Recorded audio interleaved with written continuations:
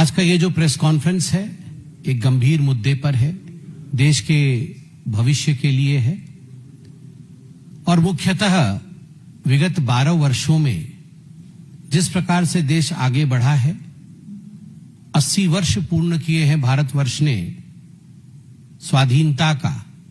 अभी 15 अगस्त 2026 में लाल किले से माननीय प्रधानमंत्री श्री नरेंद्र मोदी जी ने सप्तधारा की बात कही।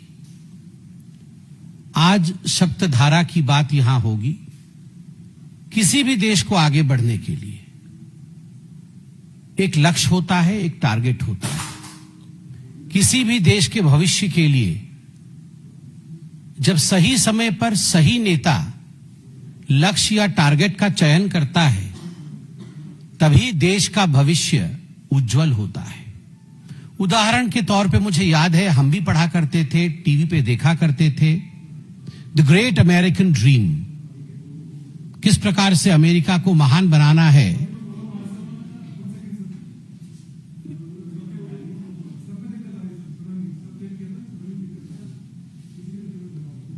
मुझे लगता है कि प्रेस कॉन्फ्रेंस पुनः आरंभ करना पड़ेगा। मैं इंतजार करता हूं।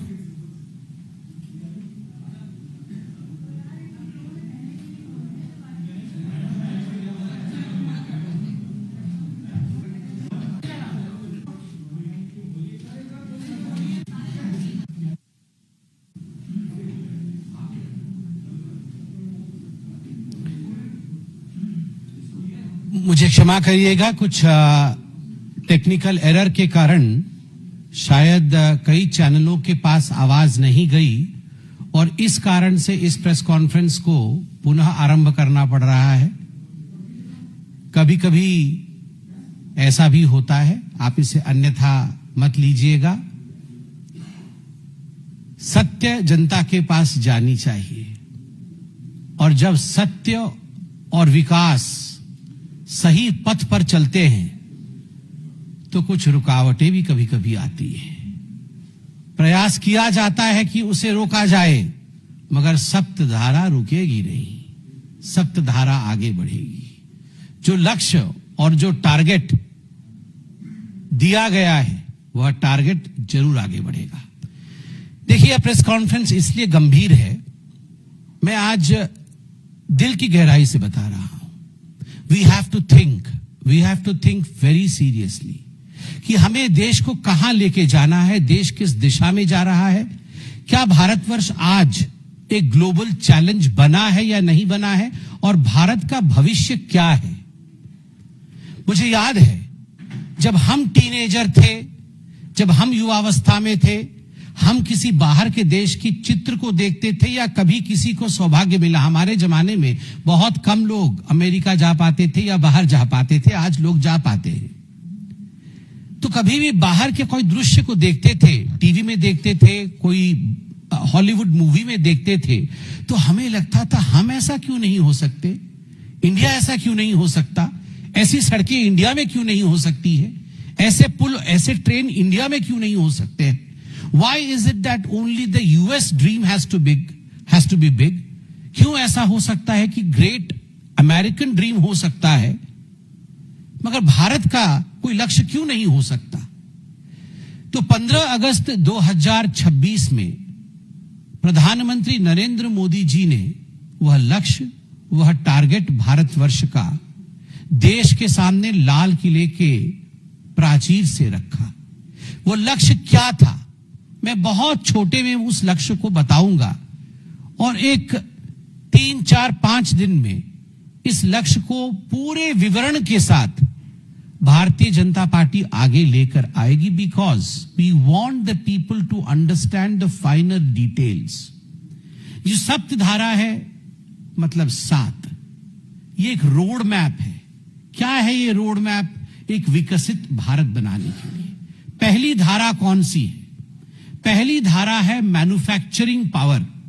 किस प्रकार देश के मैन्युफैक्चरिंग पावर को बढ़ाया जाए, किस प्रकार से एक रोबस्ट डोमेस्टिक वैल्यू चेन बनाया जाए, किस प्रकार से रॉ प्रोडक्ट से फिनिश प्रोडक्ट तक संपूर्ण रूप से भारतवर्ष में मैन्युफैक्चरिंग हो, किस प्रकार जीरो डिफेक्ट प्रोडक्ट भारत में बनाया जाए, किस प्रकार प्रेसिशन मैन्युफैक्चरिंग, एकदम प्रेसिशन के साथ मैन्युफैक्चरिंग इंडिया में हो, और किस प्रकार हाईली कॉम्पिटिटिव फैक्ट्री भारतवर्ष में बने और सुपीरियर क्वालिटी प्रोडक्ट्स का मैन्युफैक्चरिंग भारत में हो।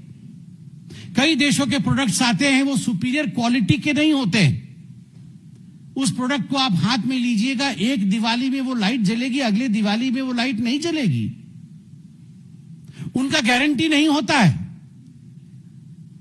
कई देशों के प्रोडक्ट वैसे होते हैं, but we want to be precise, we want to be competitive, we want to give you durable products. ये हमारे मैन्युफैक्चरिंग का स्वप्न है।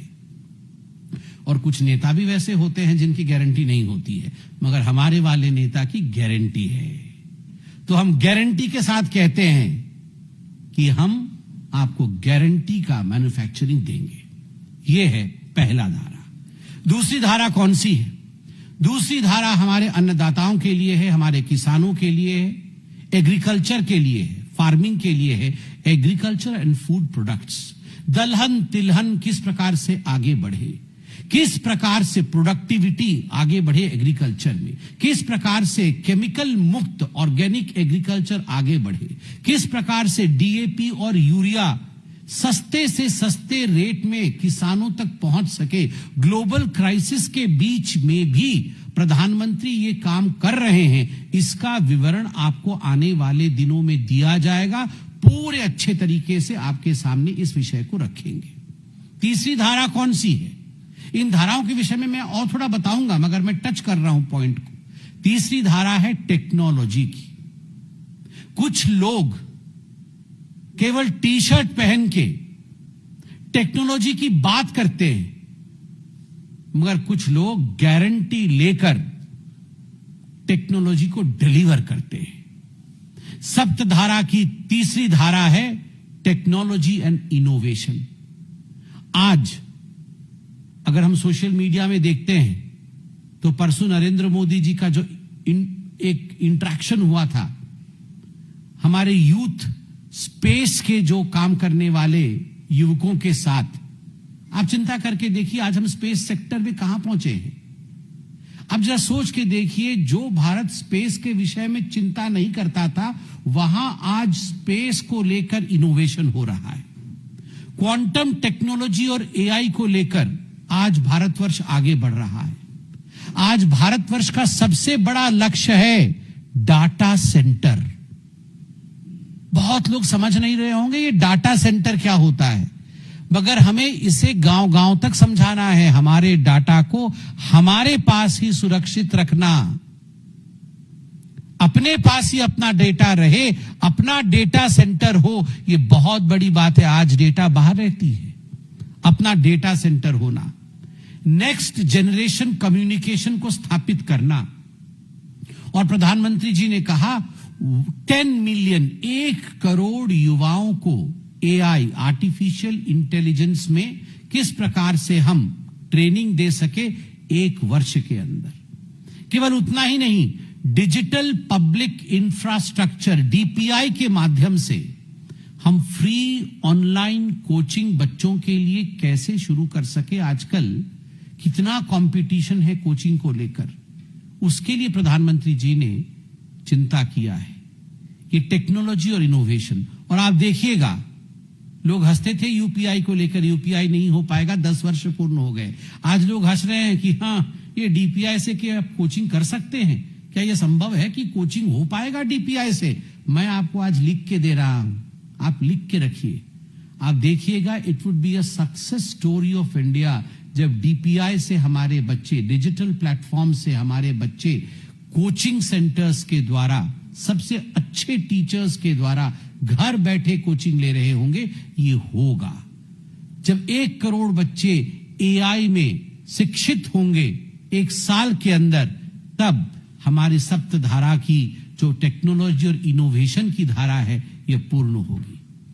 हमारी दूसरी धारा है, मतलब सप्तधारा की अगली धारा है गति शक्ति। गति शक्ति का अर्थ है किस प्रकार से हम कनेक्टिविटी को गति दे। High speed rail ultra modern highways, inland waterways. हमने कभी नहीं सोचा था कि इनलैंड वाटरवेज के माध्यम से भी हम कनेक्टिविटी को गति दे सकते हैं, मगर विगत 12 वर्षों में ये करके दिखाया है।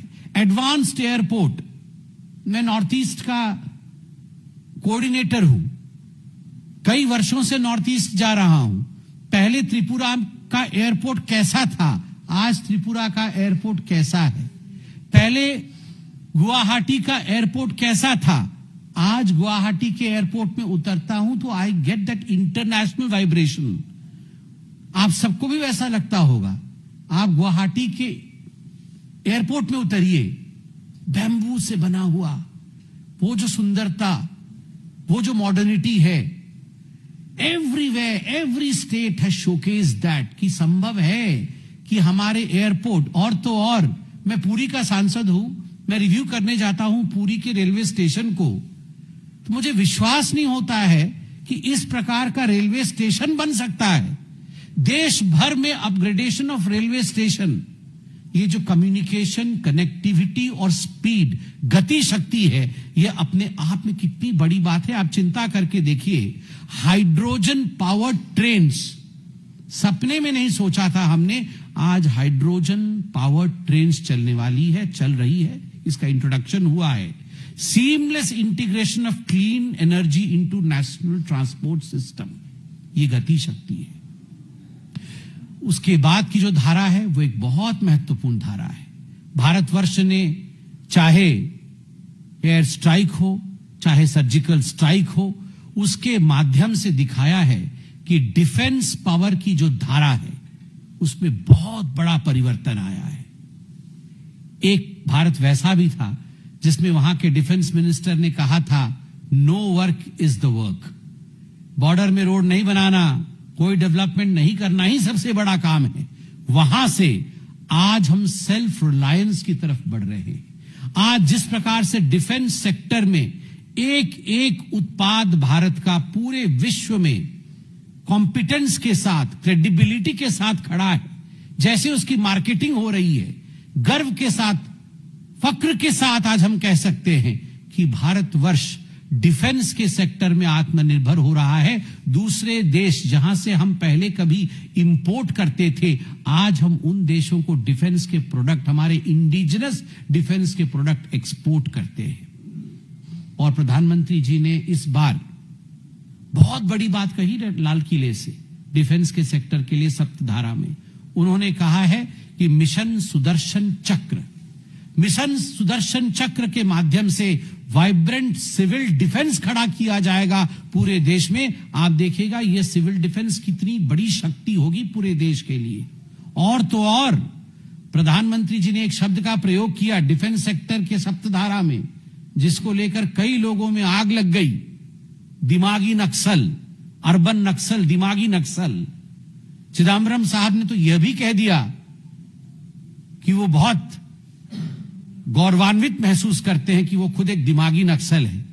अरे चिदम्बरम साहब, 2013 में आप ही की सरकार ने, शिंदे साहब जब आपके गृह मंत्री थे, आप ही की सरकार ने एफिडेविट सबमिट किया था, कहीं और नहीं सुप्रीम कोर्ट में सबमिट किया था कि ये जो नक्सलिज्म है ये बहुत बड़ा मिनेस है, नक्सलिज्म। और इस नक्सलिज्म के ऊपर उससे भी बड़ा कोई मिनेस है तो वो इंटेलेक्चुअल नक्सलिज्म है, वो दिमागी नक्सलिज्म है। ये स्वयं आपके सरकार, यूपीए की सरकार ने लिखित में एफिडेविट में दिया था दिमागी नक्सल क्या होता है। आज नक्सलिज्म समाप्त हुआ है, धीरे धीरे दिमागी नक्सल को भी समाप्त करना है। कैसे समाप्त होंगे? जब भारतवर्ष का वो सप्तधारा में रिजॉल्व होगा कि हमारा देश आज डिफेंस में सेल्फ रिलायंट है। अगली धारा है ग्रीन एंड ब्लू इकोनॉमी, हरित क्रांति एवं ब्लू इकोनॉमी। आप देखिए, green hydrogen, renewable energy, energy storage और ग्रीन मैन्युफैक्चरिंग। कभी हम सोचते नहीं थे कि घर के ऊपर सोलर एनर्जी के द्वारा हम अपने घर में उजाला ला सकते हैं। कभी हमने नहीं सोचा था कि हम अपने घर में सूर्य घर योजना के माध्यम से क्रेडिट कमा सकते हैं, पैसे कमा सकते हैं। मगर आज जगह जगह पर यह संभव हो रहा है। बोलने के लिए ये आपको लगता होगा प्रेस कॉन्फ्रेंस का विषय केवल तू मैं के विषय होने चाहिए, मगर आज हम ट्रेन से ट्रैवल करते हैं, किसी घर के ऊपर जब हम सोलार पैनल देखते हैं तो आज देश में ये प्रेस कॉन्फ्रेंस का विषय है। ये एक बहुत बड़ी धारा है। आज मीडिया का हम सबका दायित्व है कि इन पॉजिटिव स्टोरीज को आगे बढ़ाएं। ये कितना बड़ा परिवर्तन है आज देश में। 100 गीगावाट न्यूक्लियर पावर कैपेसिटी ये देश का 2047 तक हो, ये सप्तधारा की चिंता है। न्यूक्लियर पावर प्लांट्स 100 गीगावाट, अब चिंता करिए, देश बदल रहा है। और जो सप्तम धारा है वह भारत का स्पंदन है, वह है कल्चरल पावर, वह है सॉफ्ट पावर ऑफ इंडिया। चाहे योग हो, चाहे आयुर्वेद हो, चाहे वो कल्चरल टूरिज्म हो, चाहे हैंडीक्राफ्ट हो, चाहे हमारा सिनेमा हो, चाहे VFX हो, चाहे एनिमेशन हो, चाहे गेमिंग हो, डिजिटल कंटेंट हो, हील इन इंडिया हो, वेव समिट हो। इसके माध्यम से किसने सोचा था कि जो योग है इंडिया का पूरे विश्व उसे एक्सेप्ट करेगी और योग दिवस मनाया जाएगा? किसने सोचा था अमेरिका से लेके आइसलैंड तक योग दिवस मनाया जाएगा? यह भी संभव हुआ है। तो इस सप्तधारा के माध्यम से हम आगे बढ़ेंगे। मुझे लगता है कि ये सप्तधारा का एक ब्रेथलेस भी होना चाहिए। मैं एकदम एक सांस में प्रयास करता हूं कि 1 मिनट के अंदर सप्तधारा को आपके सामने एक ब्रेथलेस तरीके से रखूं और आप उसे ग्रहण करें। मैन्युफैक्चरिंग पावर, इलेक्ट्रॉनिक प्रोडक्शन पहले कितना था? पहले 1.9 लाख करोड़ था। 2014-15 में बढ़कर कितना हुआ? 12 लाख करोड़ हुआ। 2024-25 में कितना गुना बढ़ा? 6 गुने बढ़ गया। मोबाइल प्रोडक्शन पहले कितना था? 18,000 करोड़ था 2014 से पहले, बढ़ करके हमारे कार्यकाल में कितना हुआ? 5.45 लाख करोड़, 28 गुना बढ़ा है, 28x। मोबाइल फोन एक्सपोर्ट पहले कितना था? पहले 1500 करोड़ रुपए का मोबाइल एक्सपोर्ट होता था, कितना बढ़ा? हमारे समय 2 लाख करोड़ का हुआ, अर्थात 127 टाइम्स की वृद्धि हुई। ग्लोबल रैंक इंडिया का मैन्युफैक्चरिंग में क्या था? पहले ग्लोबल रैंक पावर 2 था, वो पहले कम था, अब बढ़ के इंडिया सेकेंड पोजीशन पे है मोबाइल फोन मैन्युफैक्चरिंग में। एग्रीकल्चर एंड फूड प्रोसेसिंग जो कि दूसरा आयाम है सप्तधारा का, हॉर्टिकल्चर प्रोडक्शन पहले कितना था? 280.7 मिलियन टन था 2013-14 में, वो बढ़ करके 367.7 मिलियन टन हुआ 2024-25 में। दैट मींस 31% इंक्रीमेंट हुआ हॉर्टिकल्चर प्रोडक्शन में। फिशरी प्रोडक्शन जो कि पहले 96 लाख टन था, वो मोदी जी के कार्यकाल में बढ़ के 195 लाख टन हुआ, अर्थात 104 गुने की वृद्धि हुई। Processed food share in agri food export कितना था? पहले 13.7% था, बढ़ के 20.4% हुआ। तीसरी धारा टेक्नोलॉजी एंड इनोवेशन, स्टार्टअप पहले कितने थे? मोदी जी के आने से पहले 2014 में 350 स्टार्टअप मात्र देश में थे। मोदी जी के आने के बाद 2026 में आज कितने स्टार्टअप है? 2.3 लाख प्लस रजिस्टर्ड स्टार्टअप है। आप सोच के देखिए, 350 से 2.3 लाख प्लस। यूनिकॉर्न्स कितने थे? 4 थे, मात्र 4 यूनिकॉर्न थे 2014 में। मोदी जी के आने के पश्चात 2026 में 120 प्लस यूनिकॉर्न्स है। स्पेस स्टार्टअप कितने थे 2014 में? 2014 में मात्र 1 स्पेस स्टार्टअप था, जो बढ़ के 2026 में 440 हुआ है। ग्लोबल रैंक इंडिया का कितना था टेक्नोलॉजी और इनोवेशन में? वो आज बढ़ करके नंबर 3 पे आ गया है लार्जेस्ट स्टार्टअप इकोसिस्टम में। इनोवेशन रैंकिंग इंडिया का पहले 80 था, वो अब 38 पे आ गया है ग्लोबल इनोवेशन इंडेक्स में। गति शक्ति जो कि 4 नंबर पे है इंफ्रास्ट्रक्चर, हमारे सप्तधारा में नेशनल हाईवे पहले कितने किलोमीटर थे? 2014 तक 91,287 किलोमीटर थे, जो कि मोदी जी के समय बढ़ करके 1,46,000 प्लस किलोमीटर हुआ, अर्थात 60% की वृद्धि हुई। हाई स्पीड कॉरिडोर पहले कितने थे? मोदी जी के आने से पहले 93 किलोमीटर का हाई स्पीड कॉरिडोर था, जो कि अब बढ़ के 3,052 किलोमीटर हुआ है, अर्थात 32 टाइम्स की वृद्धि हुई है। रेल इलेक्ट्रिफिकेशन 2014 से पहले कितनी थी? 20% की थी 2014 तक, अब बढ़कर कितनी हुई है? 100% रेल इलेक्ट्रिफिकेशन हो गई है। ग्लोबल रैंकिंग कितनी है? आज ग्लोबल रोड नेटवर्क का लेंथ वर्ल्ड में नंबर 2 पे हम हैं। डिफेंस शक्ति जो कि पंचम धारा है, डिफेंस शक्ति प्रोडक्शन पहले कितनी थी? पहले 43,746 करोड़ का था, बढ़ करके अब कितना हुआ है?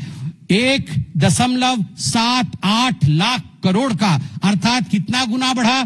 4 गुना बढ़ गया। डिफेंस एक्सपोर्ट पहले कितना था? 686 करोड़ था, कितना हुआ है मोदी जी के समय बढ़ करके? 38,424 करोड़, कितना बढ़ गया? 56 टाइम्स डिफेंस एक्सपोर्ट बढ़ा। डिफेंस बजट पहले कितना था? जिस समय यूपीए की सरकार थी, डिफेंस बजट था 2.53 लाख करोड़, बढ़ करके आज 6.81 लाख करोड़, अर्थात 2.7 टाइम्स डिफेंस बजट बढ़ा है। ग्रीन एंड ब्लू इकोनॉमी जो कि 6th धारा है, सप्तम धारा है, सप्तधारा में रिन्यूएबल एनर्जी कैपेसिटी, पहले रिन्यूएबल एनर्जी कैपेसिटी इंडिया की 2014 को कितनी थी? 76.38 गीगावाट। अब मोदी जी के समय कितना है? 288.58 गीगावाट, कितनी बढ़ी? 4 गुने की वृद्धि हुई है। सोलार कैपेसिटी पहले कितनी थी? 2.8 गीगावाट थी, मोदी जी के समय कितनी बढ़ी? 164.59 गीगावाट हुई, कितने गुने की वृद्धि हुई? 60 गुने की वृद्धि हुई है। इनलैंड फिशरीज पहले कितनी थी? मोदी जी के आने से पहले 61 लाख टन की थी, जो बढ़ करके कितनी हुई? 150 लाख टन की हुई, कितने गुने की वृद्धि हुई? 150% की वृद्धि हुई। ग्लोबल रैंक पहले इंडिया का जो भी था, आज तीसरे रैंक पे खड़ा है रिन्यूएबल एनर्जी में। सोलार रैंक आज भारतवर्ष का ग्लोबली तीसरे नंबर पे है। विंड रैंक आज ग्लोबली इंडिया का चौथे पोजीशन में है। सप्तम धारा soft power, UNESCO world heritage sites पहले 31 थे, अब बढ़कर के 44 हो गए हैं। इंटरनेशनल योगा दिवस पहले नॉन एग्जिस्टेंट था, अब ग्लोबली ऑब्जर्व किया जाता है। फॉरेन टूरिस्ट अराइवल पहले 6.97 मिलियन थे 2013 तक, अब बढ़ के 9.95 मिलियन हो गए हैं 2024 तक, अर्थात कितने की वृद्धि हुई है? 44% की वृद्धि हुई है। यह है सप्तधारा। अब सप्तधारा के पश्चात मैं कंक्लूड करता हूं। एक आपको लगेगा कि छोटा सा विषय है, मगर बहुत बड़ा विषय है। यूपीआई के 10 वर्ष पूर्ण हुए। यूपीआई के 10 वर्ष पूर्ण हुए। यूनियन बजट 17-18 का मैं पी चिदम्बरम जी का जवाब जो उन्होंने उस डिस्कशन के दौरान बजट में रखा था, उसके कुछ एक्सर्प्ट्स पढ़ता हूं। I will read out some excerpts of the former finance minister of India, Mr. P. Chidambaram, while UPI was being discussed on the floor of the parliament. Thus said Mr. Chidambaram, and I quote, "Go to your village fair, buy potatoes and tomatoes, and pay rupees 7.50 by credit card. What will the poor lady do? Does she have a POS machine there? Is it connected to an electricity source? Is there Wi-Fi there? Is the internet working there? Do you know that every village had got a village fair? In my part of the country, the village fair takes place in turns. Monday in one village, Tuesday in the next village, Wednesday in another village, in all over India. That is where you bring your produce and sell vegetables, fruits, baskets, toys, plastic, etc. You bring it and sell it. Do you think all of them should have a POS machine in their hand? What kind of a false picture are you presenting? Don't ever try to defend demonetization. I know that it is too big a blunder. the consequences of UPI would be felt. It will have an impact on the economy. आप सोच के देखिए, P Chidambaram जी ने कहा था, क्या वो अम्मा जो गांव की हाट में, बिहार और यूपी में कहते हैं ना, हटिया में जो आलू बेच रही है अम्मा, वो जो हटिया में छोटा छोटा खिलौना बेच रही है, वो क्या पीओएस मशीन लेके बैठेगी? वो कैसे पैसे देगी यूपीआई में? यही ना कहा था चिदम्बरम जी। मगर आज हम गर्व के साथ कह सकते हैं, मैं यूपीआई का कुछ डाटा पढ़ूंगा, और ये चिदम्बरम जी के लिए है। राहुल गांधी जी को समझ में नहीं आएगा, चिदम्बरम जी समझा देंगे राहुल जी को बाद में। आज यूपीआई ने 10 साल पूर्ण किए हैं। It has become the world's largest real time payment system. ये भारत की शक्ति है। जो मैंने आपको आज सप्तधारा के विषय में बताया, आपको लग रहा होगा कि ये सब कहीं स्वप्न तो नहीं, ये स्वप्न नहीं है, ये लक्ष्य है। और ये आज मैं यूपीआई के विषय में बता रहा हूं क्योंकि 10 वर्ष पहले जब मोदी जी ने इसी यूपीआई के विषय में बताया था तो कांग्रेस ने मखौल उड़ाया था। मैं आज उस मखौल को उतार रहा हूं कि देख कहां हम पहुंचे हैं। World's largest real time payment system. Transaction volume UPI का क्या है आज, कितना बड़ा है? 13,000 फोल्ड टाइम्स। आप सोच सकते हैं, 13,000 fold surge in the transaction volume of UPI. 2016-17 में आरंभ हुआ यूपीआई। ये 2016-17 में कितना ट्रांजैक्शन हुआ? 1.78 करोड़ रुपए का ट्रांजैक्शन हुआ यूपीआई के माध्यम से। और आज इस फाइनेंशियल ईयर 25-26 में कितना ट्रांजैक्शन हुआ होगा? 24,162 करोड़। 1.78 करोड़ से 24,162 करोड़ 13,000 टाइम्स बढ़ा है। चिदम्बरम साहब, in your part of the country or in my part of the country, in every part of the country, the amma who is sitting to sell the vegetable is more smart than Rahul Gandhi. Don't underestimate the intelligence of a vegetable vendor. Don't underestimate the intelligence of a small time worker. They are far more intelligent than the Gandhi family's science. ये जो Gandhi family के डायनास्ट्स हैं, उनसे बहुत intelligent है जनता जनार्दन, 13,000 गुने। आज आप गोलगप्पे खाते हो ना, तो गोलगप्पे के बाहर भी क्यूआर कोड रहता है, फटाफट आप उसको पेटीएम कर देते हैं। गोलगप्पे वाले के पास भी है। चिदम्बरम जी ने गोलगप्पे वाले की मजाक उड़ाई थी, नहीं चलेगा चिदम्बरम जी।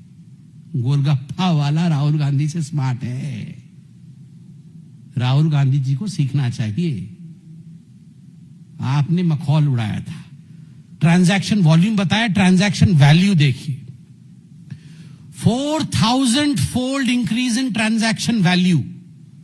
राइज फ्रॉम कितना था 2016-17 में? ट्रांजैक्शन वैल्यू कितना था? 0.07 लाख करोड़ का ट्रांजैक्शन वैल्यू था, जो कि 25-26 फाइनेंशियल ईयर में 314 लाख करोड़ का हुआ। 314 लाख करोड़ का। यूपीआई आज कितने देशों में चलती है? 11 देशों में यूपीआई चलती है। सबसे बड़ा है, one of the biggest global platform बना है क्रॉस बॉर्डर डिजिटल पेमेंट के लिए। यह सोचने की बात है। नंबर ऑफ बैंक्स, कितने बैंक्स आप सोच के देखिए जो आज लाइव है यूपीआई को लेकर। वो पहले 44 थी 16-17 में, आज वो बढ़ के 703 बैंक 25-26 में यूपीआई के माध्यम से काम करती है। और जो यूपीआई की ये सक्सेस स्टोरी है, उसकी पूरी की पूरी खाका के साथ में आया हूं। मगर मुझे लगता है ये प्रेस कॉन्फ्रेंस आगे भी कंटिन्यू करेगा, आने वाले दिनों में आपके सामने ये रखा जाएगा। मगर मैंने यूपीआई के बारे में केवल इसलिए बताया क्योंकि आज उसके 10 साल भी हो रहे थे, और यूपीआई की सक्सेस स्टोरी शोज दैट सप्तधारा की सक्सेस स्टोरी भी दूर नहीं है। आज हम हर विषय पे तू मैं करते हैं। आज हमें लगता है, कई लोग प्रश्न करते हैं कि भारत क्या वाकई आगे बढ़ रहा है? कहां से कहां, ये कहां आ गए हम यूं ही साथ चलते चलते। आप जरा चिंता करिए, आप जरा चिंता करिए, पहले कहां थे? 2014 में कहां थे और 2026 में कहां है? मुझे तो वो गीत ही याद आ रहा है। ये सिलसिला, ये विकास की सिलसिला, ये सप्तधारा की सिलसिला, ये कहां आ गए हम यूं ही साथ चलते चलते। कौन चल रहा है? जनता और मोदी जी, जनता और एनडीए की सरकार। और वो यूपीए वाले हैं, उनका कहना है कि तुम होते तो ऐसा होता, तुम होते तो वैसा होता, तुम होते तो आज व्हाट्सएप का नाम राजीव गांधी गपशप योजना होती, तुम होते तो सारे मूर्तियों का नाम केवल गांधी परिवार के नाम पे होता। फर्क बस इतना ही है कि आज एक परिवार के नाम पे सब कुछ नहीं है। सप्तधारा आज देश की धारा है, हम उसी धारा के साथ आगे बढ़ेंगे। इतना ही कह के मैं अपने वक्तव्य को समाप्त करता हूं। कोई प्रश्न हो तो अवश्य पूछें।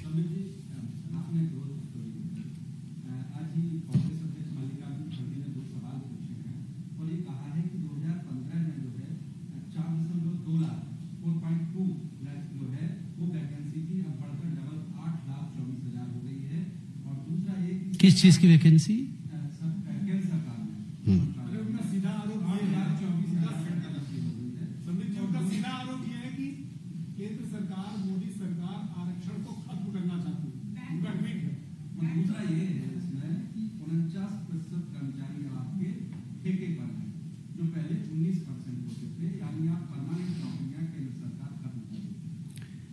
मैं बहुत ही सम्मान के साथ कहना चाहूंगा कि मल्लिकार्जुन खड़गे जी के इस प्रश्न का उत्तर हम एक व्यापक प्रेस कॉन्फ्रेंस के साथ, आंकड़ों के साथ देंगे। क्योंकि आज मैं जानता हूं कि आज मैं अगर किसी और विषय पे कमेंट किया तो सप्त धारा हट करके उस धारा की तरफ चली जाएगी।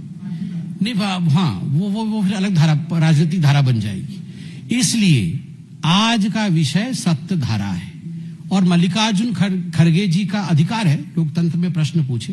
पूरा डाटा तैयार है, कितना एम्प्लॉयमेंट जनरेट हुआ, क्या एम्प्लॉयबिलिटी दी गई है, सरकार ने स्टार्टअप में क्या किया है, कितना एम्प्लॉयमेंट जनरेशन किया है, सरकार ने क्या किया है। ये पूरे डेटा के साथ आपको प्रेस कॉन्फ्रेंस में अभी चलेगी 7 दिन 8 दिन ये प्रेस कॉन्फ्रेंस, एक एक आयाम पे हम आपको विस्तार से जानकारी देंगे, विस्तृत जानकारी देंगे।